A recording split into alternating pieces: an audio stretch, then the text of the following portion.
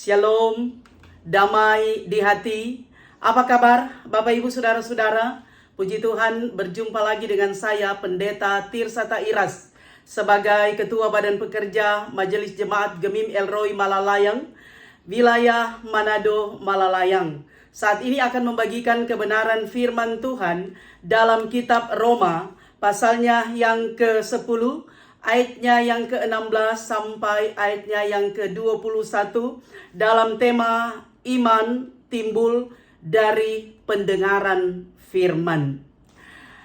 Saya berharap dan berdoa dimanapun Bapak Ibu Saudara-saudara berada, kiranya tetap mengalami kasih dan kebaikan Tuhan sehingga ada dalam keadaan sehat, kuat, tetap semangat, bersukacita dan senantiasa bersyukur kepada Tuhan. Sebelum kita membaca dan merenungkan kebenaran firman Tuhan, mari berdoa. Ya Tuhan Yesus, Engkau adalah firman yang hidup. Kami selalu yakin bahwa firman-Mu adalah kekuatan rohani bagi kami. Dan kami sangat membutuhkan firman-Mu. Karena itu saat ini kami akan belajar firman-Mu. Kami akan membaca dan mendengar. Kami akan merenungkan sabda firman Tuhan. Diberkatilah kami Tuhan. Semua yang menyaksikan video ini, yang mendengarkan firman ini, diberkati dalam nama Yesus.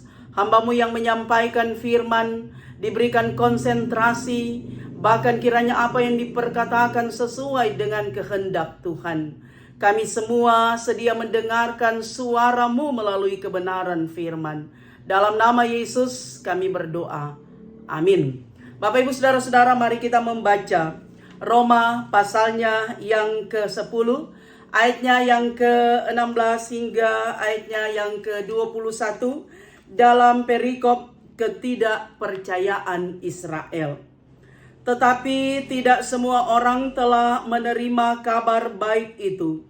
Yesaya sendiri berkata, Tuhan, siapakah yang percaya kepada pemberitaan kami? Jadi iman timbul dari pendengaran, dan pendengaran oleh firman Kristus. Tetapi aku bertanya, adakah mereka tidak mendengarnya? Memang mereka telah mendengarnya. Suara mereka sampai ke seluruh dunia, dan perkataan mereka sampai ke ujung bumi. Tetapi aku bertanya, adakah Israel menanggapnya? Pertama-tama Musa berkata, aku menjadikan kamu cemburu terhadap orang-orang yang bukan umat, dan membangkitkan amarahmu terhadap bangsa yang bebal. Dan dengan berani Yesaya mengatakan, aku telah berkenan ditemukan mereka yang tidak mencari aku. Aku telah menampakkan diri kepada mereka yang tidak menanyakan aku. Tetapi tentang Israel ia berkata, sepanjang hari aku telah mengulurkan tanganku kepada bangsa yang tidak taat dan yang membantah. Demikianlah pembacaan firman Tuhan. Bapak Ibu Saudara-saudara yang dikasihi Tuhan, ada ungkapan mengatakan bahwa lingkungan sangat mempengaruhi karakter seseorang.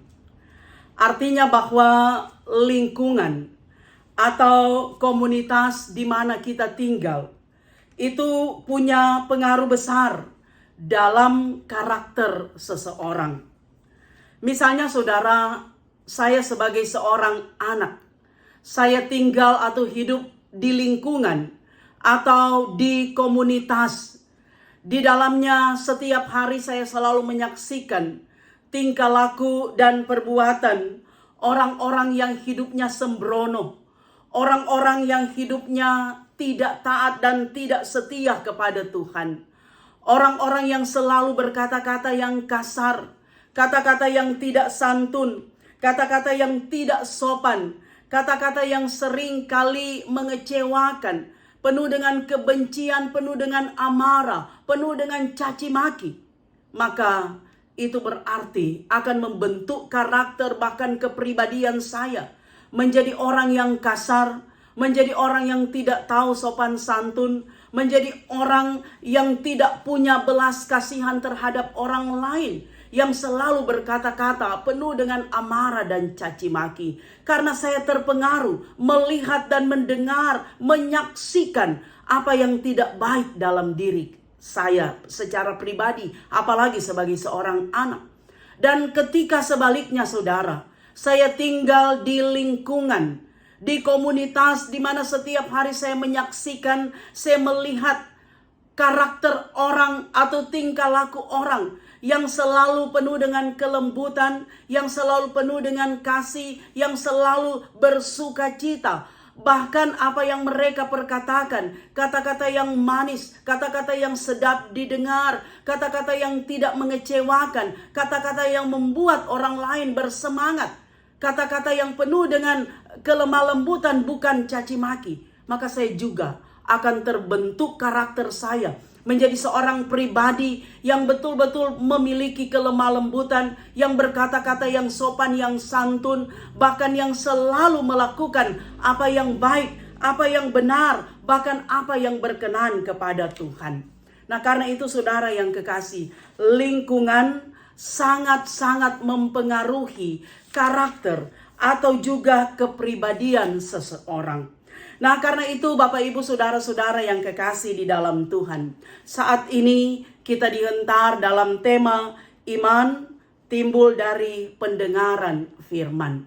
Nah, saudara-saudara, kalau kita selalu mendengarkan firman Tuhan, kalau iman kita selalu dibentuk, selalu diproses dengan cara kita selalu merenungkan Taurat Tuhan, maka spiritual, iman kita, kerohanian kita menjadi kuat, menjadi dewasa. Bahkan kita tidak terpengaruh dengan hal-hal lain yang sering kali membuat konsentrasi kita dengan Tuhan itu tidak baik. Nah, karena itu saudara, mari kita lihat bacaan kita dalam kitab Roma. Surat Roma ini ditulis oleh Rasul Paulus sebagaimana yang ditulis dalam Roma 1 ayatnya yang pertama. Dari Paulus, hamba Kristus Yesus yang dipanggil menjadi rasul dan dikuduskan untuk memberitakan Injil Allah. Dari Paulus, itu berarti kitab Roma ini ditulis oleh Rasul Paulus. Nah, kekristenan di Roma itu sudah ada sejak Rasul Paulus dia memberitakan Injil. Sebelum Rasul Paulus dia menulis surat, orang-orang yang ada di Roma, ada yang sudah menjadi Kristen, ada yang dari bangsa Yahudi, berasal dari Yahudi, tapi juga non-Yahudi, terutama Yunani. Nah, saudara-saudara yang kekasih, beberapa kali Rasul Paulus dia hendak mengunjungi jemaat yang ada di Roma, tapi penuh dengan penolakan. Karena saudara, orang-orang yang ada di Roma, terutama lagi orang-orang Kristen yang ada di sana, orang-orang Yahudi menganggap bahwa Injil itu adalah batu sandungan. Sementara orang bukan Yahudi atau orang Yunani, mereka menganggap bahwa Injil itu adalah sebuah kebodohan. Karena itu Rasul Paulus sebagai seorang rasul, sebagai seorang pemberita firman Tuhan, dalam Roma pasalnya yang pertama, ayatnya yang ke-16, di sana ditulis bahwa sebab aku mempunyai keyakinan yang kokoh dalam Injil, karena Injil adalah kekuatan Allah yang menyelamatkan setiap orang yang percaya. Pertama-tama orang Yahudi, tetapi juga orang Yunani. Sebab di dalamnya nyata kebenaran Allah yang bertolak dari iman dan memimpin kepada iman, seperti ada tertulis, orang benar akan hidup oleh iman. Roma 1 ayat 16 dan 17. Nah, saudara-saudara, Rasul Paulus menegaskan bahwa Injil itu adalah kekuatan Allah yang menyelamatkan orang percaya. Jadi luar biasa, Rasul Paulus sebagai seorang hamba Tuhan, sebagai seorang rasul, dia meyakini bahwa Injil itu adalah kekuatan Allah yang menyelamatkan semua orang di dalam dan melalui Yesus Kristus. Nah, karena itu saudara, di pasalnya yang ke-10 ini menjadi catatan bahwa orang Kristen, orang yang percaya kepada Yesus Kristus, mereka dalam ayatnya yang ke-17 bahwa harus memiliki iman yang sungguh-sungguh kepada Kristus. Dan iman itu pasti akan timbul dari pendengaran. Tapi banyak orang Kristen yang tidak mau mendengarkan firman Tuhan. Karena itu Paulus dia mengutip tulisan Nabi Yesaya yang menggambarkan bagaimana kehidupan bangsa Israel, bangsa yang tegar ketengku, bangsa yang suka memberontak, yang tidak mau mendengarkan suara profetis, suara kenabian yang disampaikan oleh para nabi, yang pada akhirnya karena mereka tidak mau mendengar, mereka tidak mau ditegur dengan kebenaran firman Tuhan, mereka hidup dalam dosa, dalam kejahatan. Pada akhirnya Tuhan harus menghukum mereka. Mereka harus dibuang ke Babel sebagai tanda bahwa itulah pemberontakan mereka, itulah dosa mereka yang tidak mau mendengarkan Tuhan. Tapi itulah cara Tuhan memproses umatnya supaya mereka sadar akan jati diri mereka sebagai umat pilihan Tuhan yang harus hidup dalam kekudusan, yang harus menyatakan kebenaran firman itu di tengah-tengah bangsa yang lain karena mereka adalah umat yang kudus. Karena itu juga di bagian terakhir bacaan kita dikatakan, tetapi tentang Israel ia berkata, sepanjang hari aku telah mengulurkan tanganku kepada bangsa yang tidak taat dan yang membantah. Bangsa yang tidak taat, bangsa yang membantah.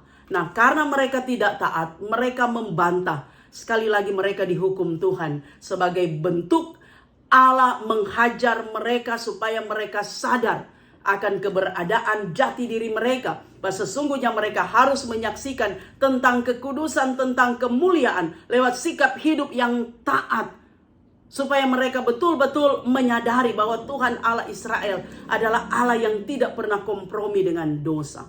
Nah, saudara yang kekasih di dalam Tuhan, firman Tuhan tetap relevan sampai kepada kita di masa sekarang ini.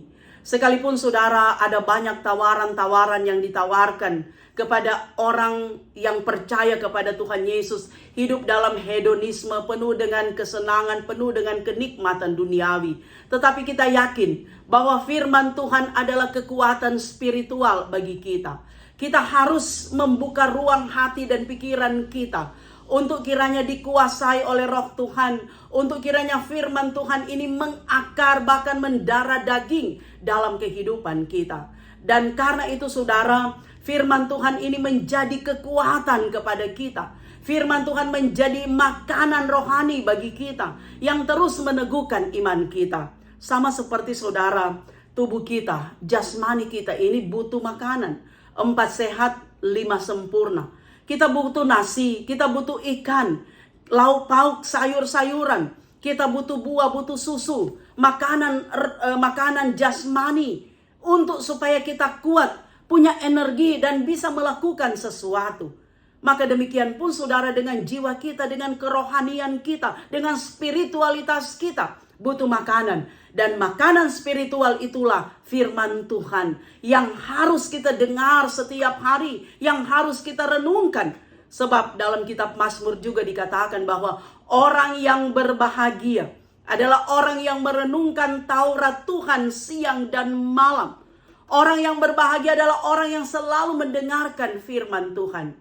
Saudara yang kekasih, sebagai orang beriman, kita pasti punya pengalaman-pengalaman iman. Ketika kita selalu disapa oleh firman Tuhan, ketika kita selalu menyediakan waktu saat teduh kita setiap hari, belajar firman Tuhan, maka kita selalu terinspirasi untuk hidup benar, melakukan apa yang baik.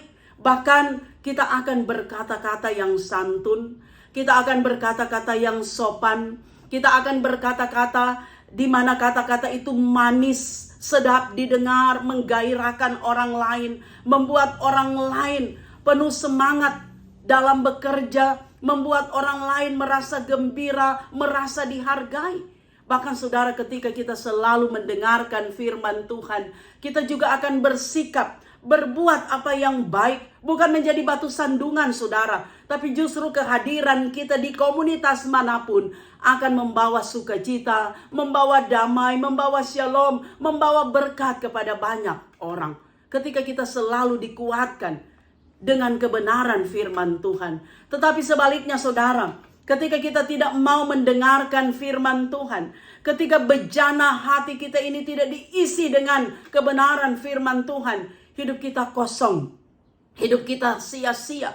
Bahkan kita akan selalu berpikir negatif tentang sesuatu, berpikir negatif tentang orang lain.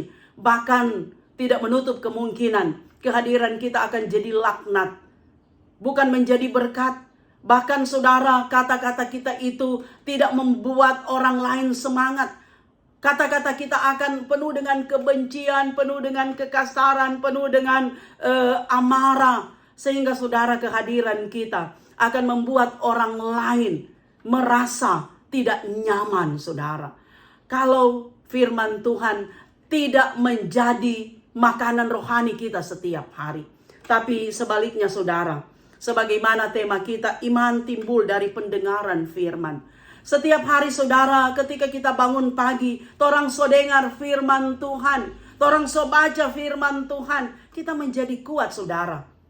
Kita bisa mengendalikan diri, mengendalikan emosi kita.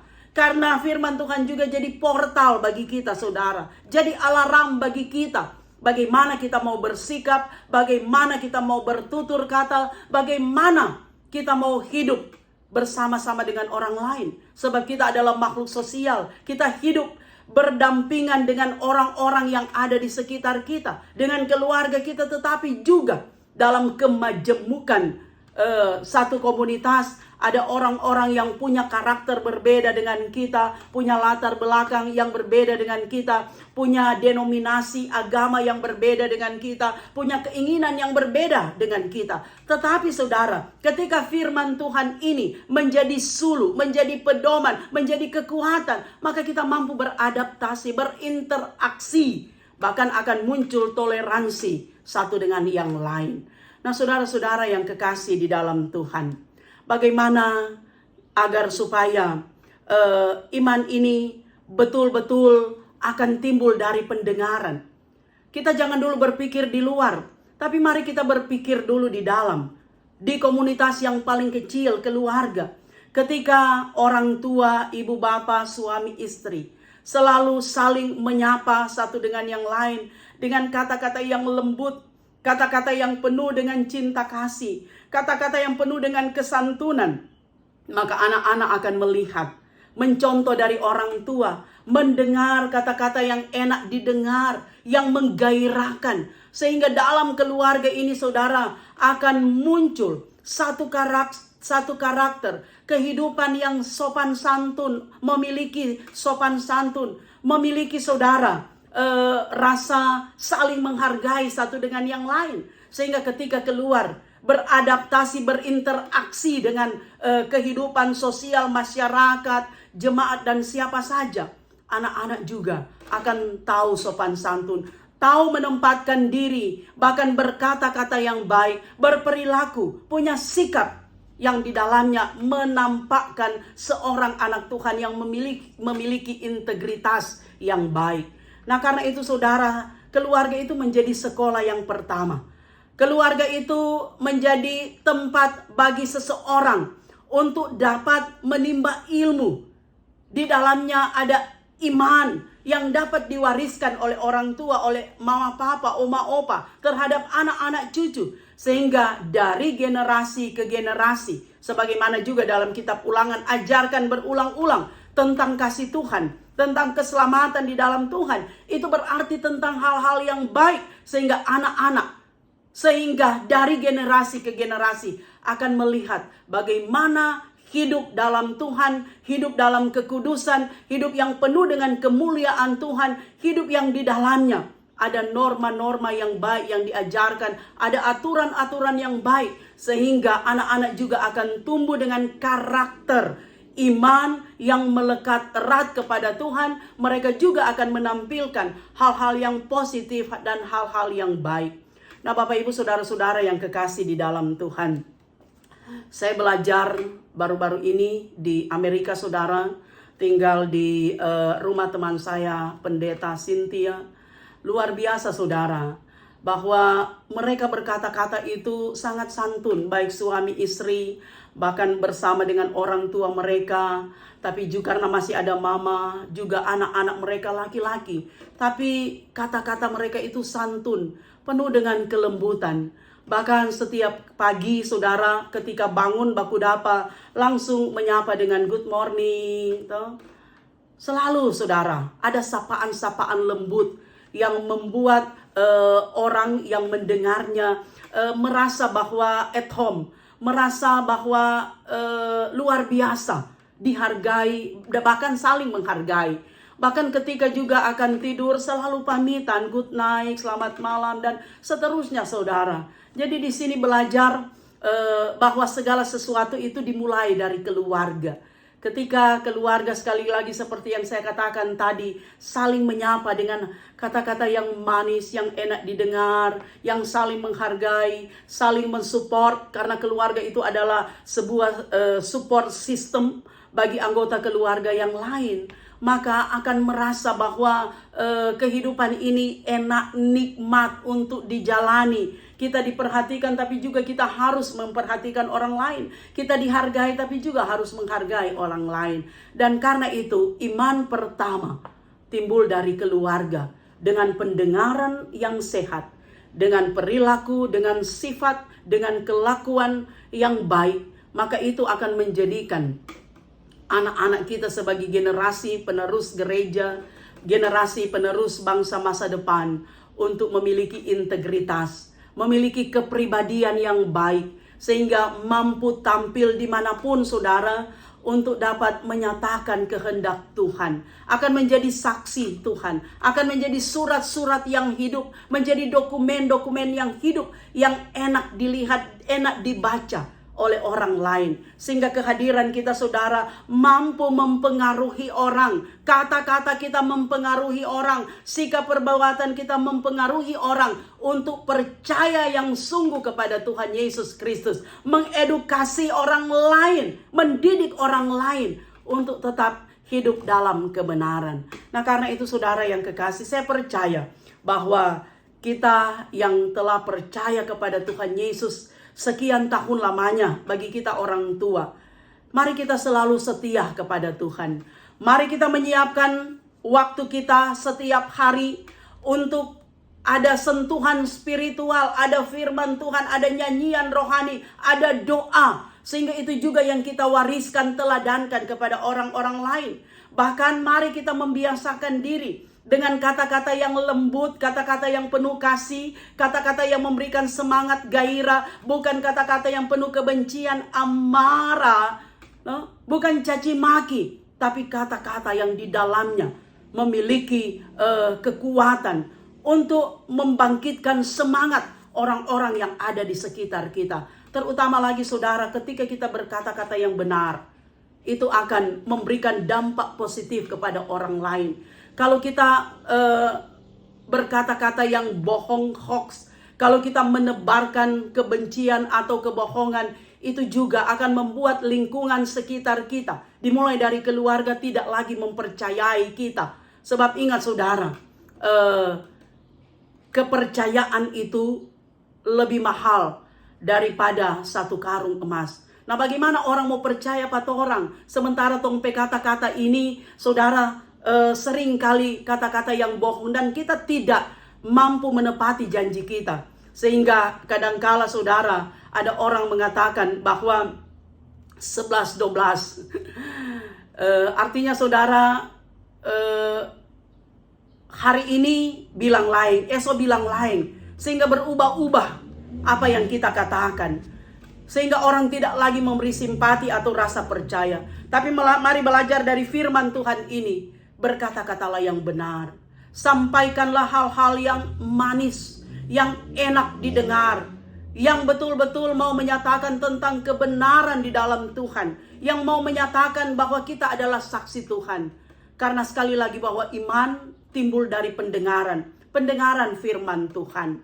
Kalau orang selalu juga menyanyi nyanyian rohani, itu memberikan gairah bagi kita. Tapi kalau pagi-pagi mulai dengan lagu rock, atau pagi-pagi mulai dengan buffeto, Orang sering kali katakan, "Kiapa masih pagi soba konser, so marah-marah." Cuma hal-hal sepele. Sebab kadangkala saudara seperti ungkapan bahasa Manado, "Ta sontong sadiki ta pela pe basar." Cuma hal-hal sepele. Hal-hal yang kecil saja. Tapi itu membuat keributan. Membuat masalah problem yang besar. Sehingga kehilangan sukacita. Tapi mari setiap hari kita mulai. Saudara membiasakan diri untuk berkata-kata yang benar, yang santun. Kita saling menyapa satu dengan yang lain. Walaupun memang kita masih awam, tapi ketika kita membiasakan diri untuk hal-hal yang positif, tidak ada yang mustahil. Apalagi ketika kita membuka ruang hati kita, Roh Kudus bekerja, kuasa Allah dinyatakan. Sehingga dalam kehidupan